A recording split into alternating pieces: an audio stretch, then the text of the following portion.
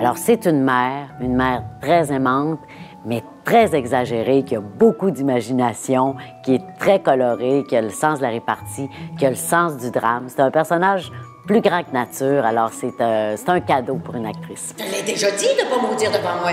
Maudire, c'est aussi pire que sacrer. Tu cours après le coup, mon petit gars. Je suis plus sûr que j'ai bien envie de te conter tout ça. Ben moi, j'ai le goût, ah ouais? Michel Poirier, le metteur en scène, voit ça comme un peu la naissance d'un auteur. On peut dire que c'est Michel Tremblay, mais dans le fond, c'est quelqu'un qui reconvoque sa mère pour la présenter au public, dans le fond, ce qu'il n'a pas eu le temps de faire de son vivant parce qu'il n'a pas montré ni à sa mère ni au public ce qu'il écrivait avant son décès. Si je réussis ma vie, je vais te le devoir. Puis si tu la rates? On est dans comme un appartement du plateau Mont-Royal, mais magnifié, qui n'est pas réaliste, mais qui est comme dans notre souvenir. Tu sais, quand on est petit, on pense que notre maison est très grande.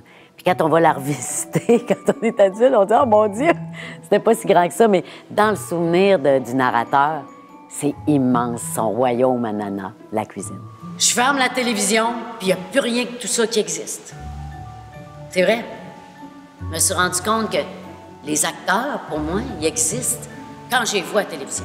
Sa puissance d'évocation dans les monologues, en fait, il a toujours fait ça Tremblay. C'est comme un langage qu'on n'utilise pas dans la vie, mais que les personnes disent toutes, tu sais. Fait que ça, je pense que c'est sa force, beaucoup.